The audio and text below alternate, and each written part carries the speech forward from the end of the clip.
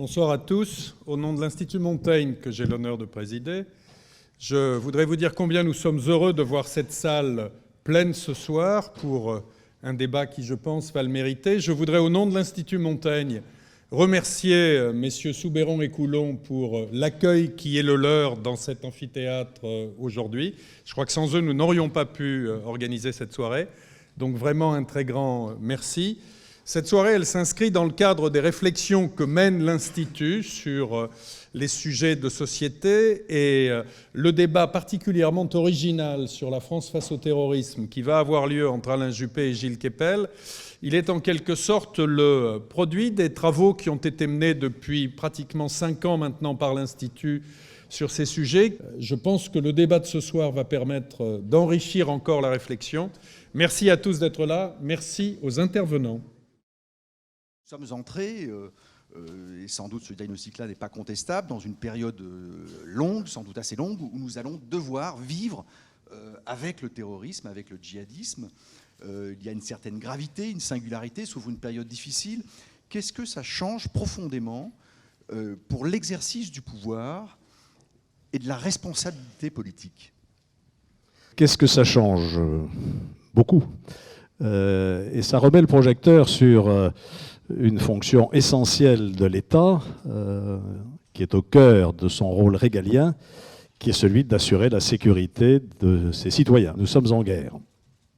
Je sais bien que cette expression ne fait pas l'unanimité et que Gilles Kepel lui-même la critique parfois. Cette guerre ou cet affrontement, il va durer.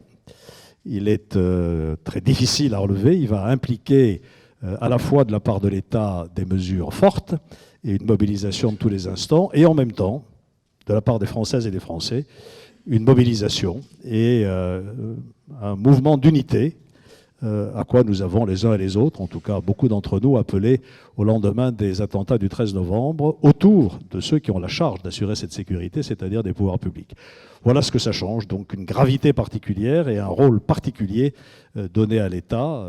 Il me semble que l'un des problèmes qui se pose ici, et j'espère que si Alain Juppé atteint l'objectif qu'il se fixe, il fera en ce sens une rupture avec ses prédécesseurs, c'est cette espèce de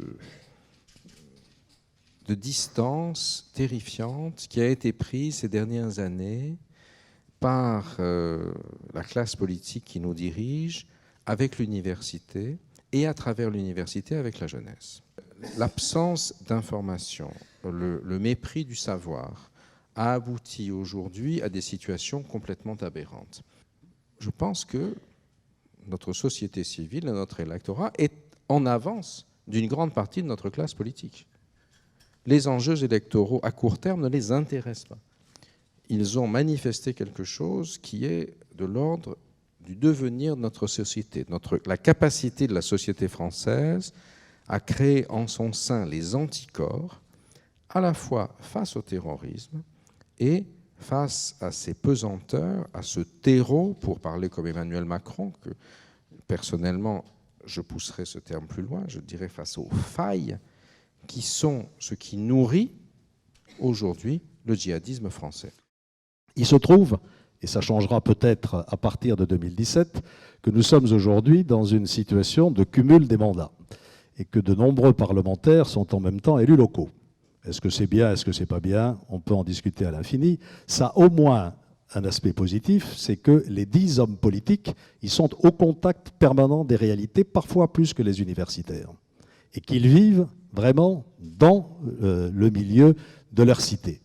Et je voudrais m'inscrire en faux sur l'idée que toutes les tentatives dans des quartiers difficiles pour essayer de faire reculer les espaces de non-droit ont échoué. Ce n'est pas exact. Il y a des réussites. Il y a des réussites de la politique de la ville. En ce qui concerne les politiques de la ville, bien sûr, c'était très important de mettre les moyens pour détruire ce qui était devenu un habitat sordide qui engendrait sponte suo, si j'ose dire, des attitudes de rejet par rapport à la société. Et la rénovation urbaine a été nécessaire. Le problème, c'est qu'elle n'est pas suffisante. Si il n'y a pas d'emploi, tout le travail, les milliards de la politique de la ville auront été dépensés en vain. Ça aurait été un emplâtre sur une jambe de bois. Le problème, me semble-t-il, c'est que, et là on revient à l'école et à l'éducation, si les savoirs qui sont transmis par l'école, et je suis un défenseur de l'école, si j'ose dire, fanatique, se traduisent par l'absence d'emploi, alors les valeurs qui accompagnent ces savoirs vont être rejetées par ceux qui n'ont pas d'emploi après avoir acquis ces savoirs, comme le bébé est jeté avec l'eau du bain. Là, on a un enjeu absolument fondamental. Si on ne recrée pas une appétence pour l'emploi, si on ne transforme pas en profondeur le système social qui contraint ces sociétés finalement à une sorte de marginalité qu'on arrange pour éviter l'explosion sociale, on ne fait que reculer pour mieux sauter. Et c'est précisément dans ces espèces de marges que se développent aujourd'hui les logiques de rupture culturelle avec la société. Moi, j'ai développé 4 terrains d'action qui me paraissent prioritaires. L'école. Il ne faut pas accepter qu'à l'école puisse être remis en cause l'enseignement de faits historiques avérés, comme la Shoah, quand on parle de l'histoire de la Deuxième Guerre mondiale. Et il ne faut pas que nos recteurs donnent pour instruction parfois à nos enseignants d'écraser le problème pour ne pas créer de troubles. Il faut là-dessus marquer très clairement l'inacceptabilité de ce genre de comportement.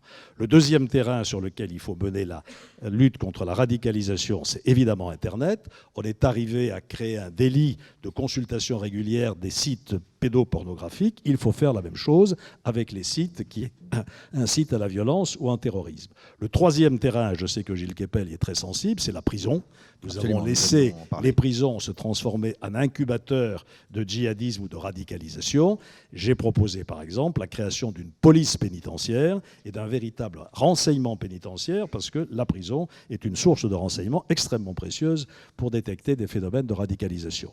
Et puis enfin, le quatrième terrain de radicalisation, c'est un certain nombre de lieux de prière. Il n'est pas acceptable que dans certains lieux de prière, on laisse véhiculer un certain nombre de messages qui contestent les valeurs de la République et qui appellent à la violence ou au terrorisme. Il y a des autorités musulmanes qui défendent ce point de vue.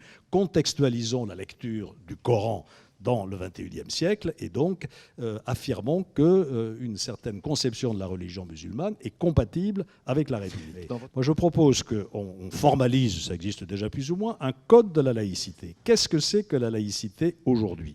C'est un certain nombre de textes, c'est la loi de 1905, c'est la Déclaration des droits de l'homme et des citoyens, les préambules de notre Constitution, etc. Un certain nombre de principes. Un aller-retour.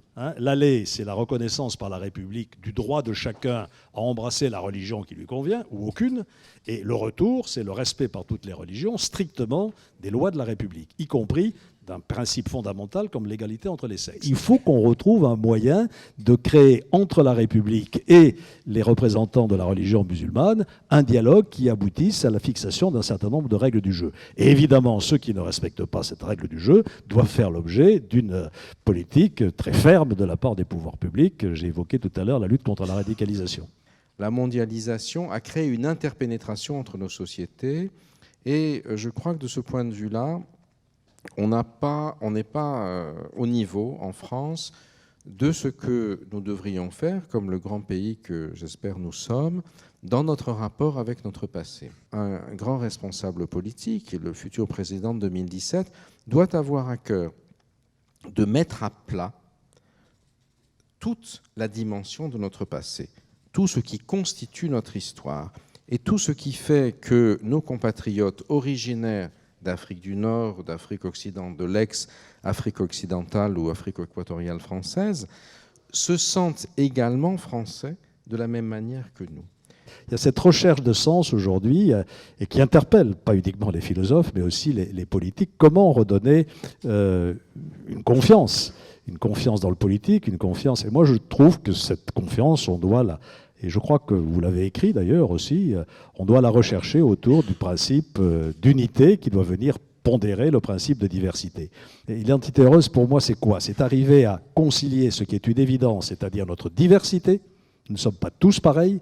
L'assimilation est une vue de l'esprit. Il faut pousser plus loin l'intégration, mais dans le respect de notre diversité. J'ai même écrit un jour que la France était multiculturelle. Je souhaite de toutes mes forces qu'elle ne devienne pas communautariste, mais elle est d'une certaine manière multiculturelle. Comment on recrée un bien commun, ou comment on crée un bien commun pour que cette diversité débouche sur une unité. Et ce bien commun, ce sont nos valeurs, les valeurs de la République. C'est aussi, j'aime bien le rappeler, l'esprit des Lumières, hein, qui n'était pas tout à fait dans la ligne de nos racines chrétiennes. Une petite dose de voltairianisme ne ferait peut-être pas de mal aujourd'hui, hein, à la lumière de ce que j'ai dit tout à l'heure sur la résurgence du fanatisme religieux. Donc il y a aussi la philosophie des Lumières, puis il y a les valeurs de la République. Aujourd'hui, on est dans un guêpier dont il va être extraordinairement difficile de se sortir. Les tensions entre l'Arabie saoudite et l'Iran ne vont rien arranger. On voit bien que le processus de Vienne pour la recherche d'une solution politique en Syrie est aujourd'hui extrêmement difficile. Je pense que notre rôle, c'est plutôt d'essayer de remettre tout le monde autour de la table pour sortir du guêpier syrien. Notre politique syrienne a été mal menée. Elle a été mal menée, en deux mots, mal, n'a pas été bien menée. Là encore, peut-être, parce que, au fond, ceux qui connaissaient le Moyen-Orient ont été marginalisés dans les décisions politiques. On a fait prévaloir l'idéologie sur l'analyse réelle des enjeux, et je crois que c'est une erreur. Il fallait intervenir au Mali. J'ai approuvé cette intervention. Si nous ne l'avions pas fait, Bamako, aujourd'hui, serait vraisemblablement une capitale djihadiste, avec toutes les conséquences que cela comporte sur l'ensemble de la région. Donc on a bien fait d'intervenir. Nous sommes présents dans le ciel irakien et syrien. Je pense que là aussi, notre intervention était justifiée. Je pense que nous n'avons pas les moyens d'aller au sol. J'entends dire qu'il faut aller au sol pour gagner. C'est probable. Ce n'est pas à nous d'y aller. D'abord, on n'a pas les moyens d'y aller tout seul. Personne d'autre ne viendra avec nous dans le monde occidental. C'est aux pays de la région de s'engager. Hein, et on voit bien que c'est eux qui sont en première ligne dans tout ça. Il y a plusieurs questions pour vous. Est-ce que nous allons vivre structurellement avec l'état d'urgence? Il fallait avoir recours aux dispositions constitutionnelles sur l'état d'urgence. Nous étions dans un état d'urgence et j'aurais été parlementaire, je l'aurais voté. Deuxièmement, expliquer que l'état d'urgence est une situation permanente, c'est un oxymore.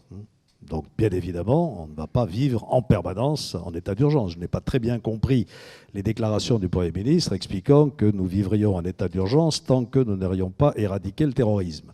Et comme il avait dit la veille que ça allait prendre plusieurs années, ça m'inquiète. Donc, qu'on puisse prolonger l'état d'urgence à nouveau pendant 3 mois, je veux bien, mais par définition, c'est un état exceptionnel. Troisièmement, fallait-il une réforme constitutionnelle pour prolonger l'état d'urgence ou pour le consolider? Évidemment, non. On ne comprendrait pas pourquoi l'état d'urgence ne serait pas mis en œuvre aujourd'hui. Le danger est tel que je crois que la société ne le perçoit. C'est une nécessité parce que nous sommes dans l'urgence. Nous avons un ennemi. Je ne pense pas que nous sommes en guerre en France, mais il y a des actes de guerre qui sont menés contre la France. Donc des mesures de police doivent être prises. Bien évidemment, sous l'autorité à la fois du juge judiciaire et du Parlement.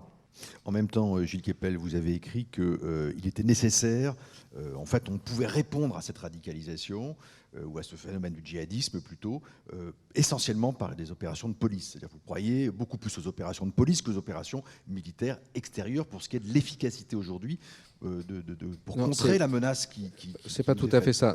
Les opérations militaires extérieures sont des opérations militaires extérieures.